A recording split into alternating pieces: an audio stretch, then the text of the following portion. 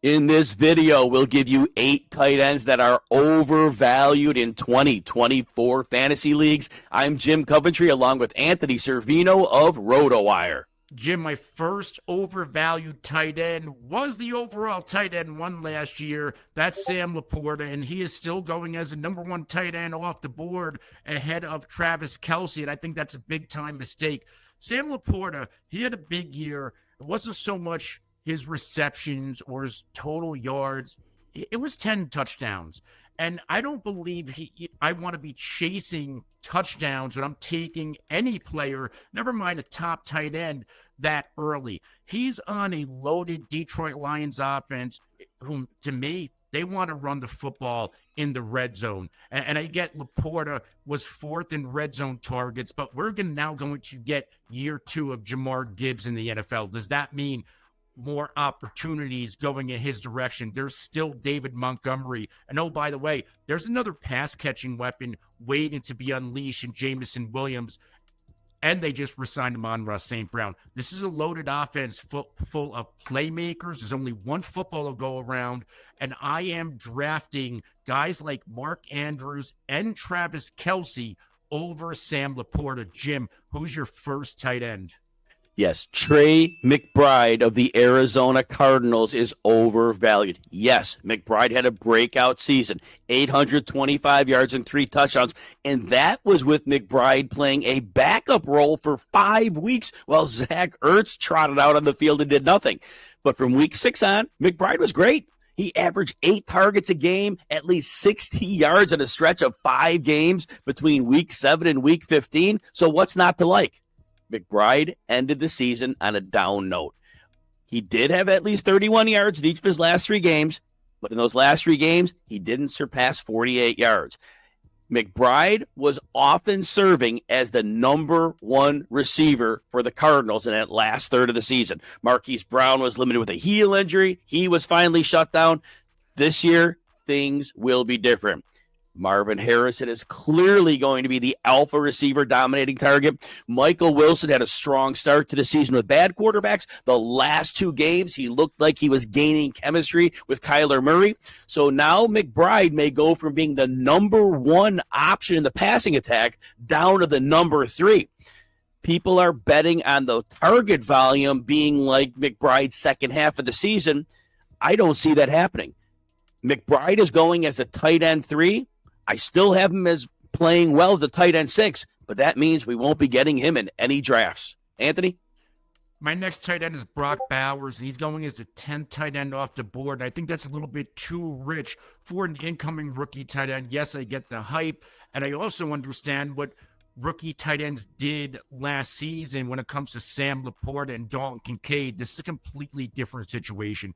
Brock Bowers is going to a Raiders football team that we know they want to run the football. We also know they employ 2 target hog wide receivers, more so Devontae Adams, but they still have Jacoby Myers. They also brought in a couple supporting wide receivers this offseason, not to mention already in the tight end room, pending second-year tight end Michael Mayer. The biggest issue I have with drafting Brock Bowers is the quarterback play and the quarterback room with this football team. Gardner Minshew was ranked 23rd in catchable pass rate last season. Aiden O'Connell, 32nd in that category. And combined, they average 197 passing yards per game.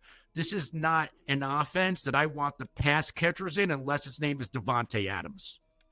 My next overvalued tight end is Evan Engram of the Jacksonville Jaguars. Now, last year through week 11, Engram was a somewhat mild disappointment for fantasy. He had not scored a single touchdown. He was a floor play each week, but there was really very little ceiling. He was getting double-digit PPR points, but he only surpassed 13 PPR points once through week 11. That was not very good. But in the last 6 games, and that's what we remember, Engram exploded. Remember this, Christian Kirk was injured. Christian Kirk was a slot receiver.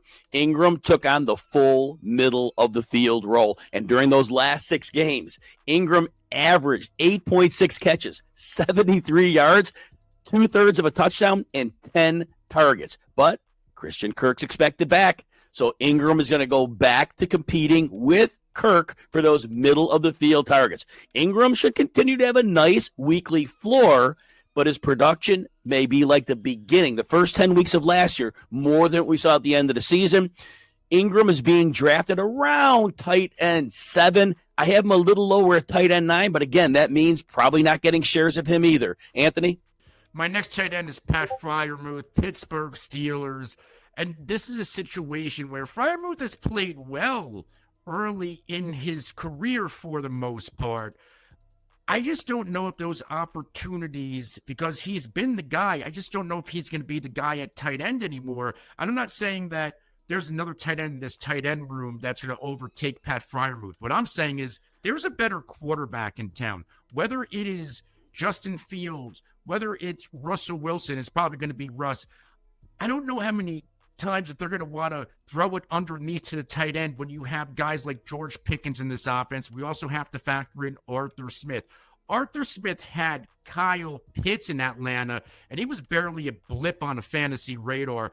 This Steelers offense is going to go behind Najee Harris. We're going to see Jalen Warren, and of course, George Pickens featured. I just don't know if I'm willing to make a bet on Pat Freiemuth to have any type of fantasy relevance whatsoever. Jim?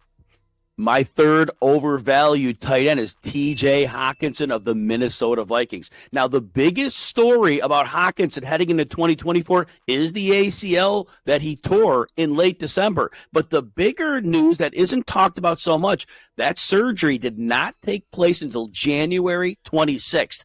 Based on a generic timeline of 9 months being a fast recovery, that puts Hockenson back around Halloween. That's if it goes perfectly. Now, it could be he's eased back in. Also, if you're using a valuable fantasy pick on a player missing half the season, that is extremely risky. But remember this. Yes, Hockenson was having a career year last year with Kirk Cousins. But what's going to happen this year is the quarterback's going to be either J.J. McCarthy or Sam Darnold, and guess who's going to have no chemistry with them because he missed training camp? It's going to be T.J. Hockenson. So we are seeing Hockenson go as high as the tight end 12. I will not draft him unless he falls super late, and that is not going to happen. Anthony? Yeah, my final tight end is Ben Sinnott of the Washington Commanders. He's going as a 19th tight end off the board right now. My issue isn't Ben Sinnott. My issue is Zach Ertz. Zach Ertz is still around. He has a pulse. He also knows this offense with Cliff Kingsbury. In fact, if you go back to 2022, again, he only played 10 games. He was a tight end 6 in fantasy points per game. He was heavily targeted in these Cliff Kingsbury offenses that he was around with Kyler Murray. And I'm afraid that we could be looking at, I like to make this comp to Jason Witten 2.0 in Dallas, where he was winding down, but he was still managed to catch the football and fall over that first down line, and that counts in PPR fantasy football. And this is what we could be inheriting with Zach Ertz. As long as he's healthy, and yeah, he could miss time, but as long as Zach Ertz is healthy, I think he's going to be the starting tight end, the primary pass-catching tight end for this offense, which means I'm not even sure if I'm willing to draft Sinnott in anything but Dynasty. My last overvalued tight end is Cole Kmet of the Chicago Bears. Now, did you know that Kmet had at least 90 targets in 2 of the last 3 seasons? But here's the point. Kmet was usually the number 2 option in the Bears passing attack, so he was going to see a lot of targets. Well, guess what? DJ Moore is back. Keenan Allen's in town. Rome Odunze's in town. Yes, that day of being the number 2 target, that's long gone. Number 4 at best. And the good news, though, for Kmet is, yes, the defense will be busy dealing with 3 receivers, so there will be some spaces. But realistically, if Kmet sees 75 targets, that would be a very high end. Also, the Bears project to run a lot of 2 tight end sets with Shane Waldron running the offense, but the second tight end is Gerald Everett, who can't block. He's a receiver. Cole Kmet can block, so Cole Kmet may be relegated to more blocking responsibility than he's ever had in the past. So all that said, look, it's going to be a very big struggle for Kmet to get anywhere near 600 yards. Kmet's going around tight end 14. I have him bordering tight end 20. So Cole Kmet will be overvalued. If you enjoy videos like this, please consider hitting the like button and subscribe to the RotoWire Fantasy Football channel on YouTube. Also, check out all of our fantasy football content and rankings by getting a free 2-day trial with no credit card needed. Go to rotowire.com/Jim to see all of our content.